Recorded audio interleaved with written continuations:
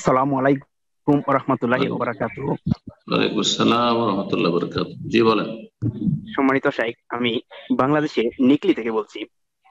জি বলেন। শাইখ, জি আমি যে যে এলাকায় আছি সেটা হচ্ছে হানাফি অধ্যুষিত এলাকা আর কি।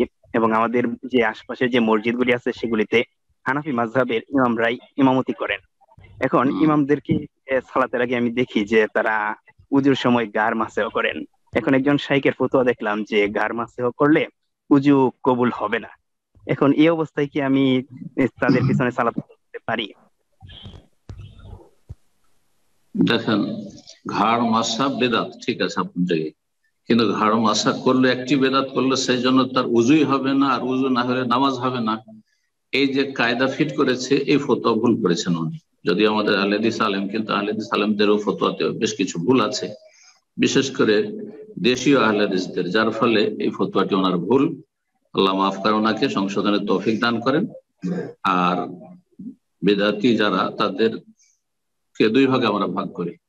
একদল বেদাতি যাদের বেদাত আছে কিন্তু বড় শিরক নেই, বড় শিরকি আকীদা নেই, বড় শিরকি আমল নেই, বেরেলবি নয়, মাজার পূজা করে না, বা গায়রুল্লাহর কাছে চাই না, আল্লাহ ছাড়া অন্যকে ডাকে না, তাহলে তাদের পিছনে সালাত হবে। যেমন বলছেন দেওবন্দি বেরেলবি, না দেওবন্দি বেরেলবি নয় দেওবন্দি, আর অন্যান্য যেসব ফিরকাগুলি রয়েছে, ইলিয়াসি ইত্যাদি।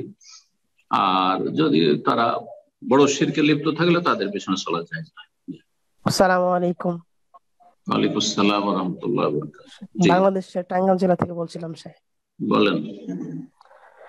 স্যার, আমার একটা হাদিসের অনুবাদ বুঝতে একটু অসুবিধা হচ্ছে, তো অনুবাদটি জানতে জানতে চাচ্ছিলাম আর কি। হাদিসটি কি পড়বো আমি? বলেন সংক্ষেপে। হাদিসের তরজমা শেখার সময় কি এটা প্রশ্ন করার সময় সংক্ষেপে বলেন। ছোট হাদিসটা হাদিস আরবিতে হলে ঠিক বলছি। আছে। জি, ছোট হাদিস। আন আবি হুরায়রা রাদিয়াল্লাহু আনহু قال قال رسول الله صلى الله عليه وسلم إذا جلس بين شعبها الأربع ثم جهد فقد وجب الغسل। শাইখ, এখানে যে স্ত্রীর চার ডালের কথা বোঝানো হয়েছে, হম সেই চার ডাল মানে কোন কোন অঙ্গ বোঝানো হয়েছে শাইখ? আপনি সহবাস, এর ভাব অর্থ হচ্ছে সহবাস, কেনায়াতুন আনিল জামা। জি, সহবাস যখন হবে, যদিও বীর্যপাত না হয়, গোসল ফরজ। জি, এতটা জানাই যথেষ্ট নয়।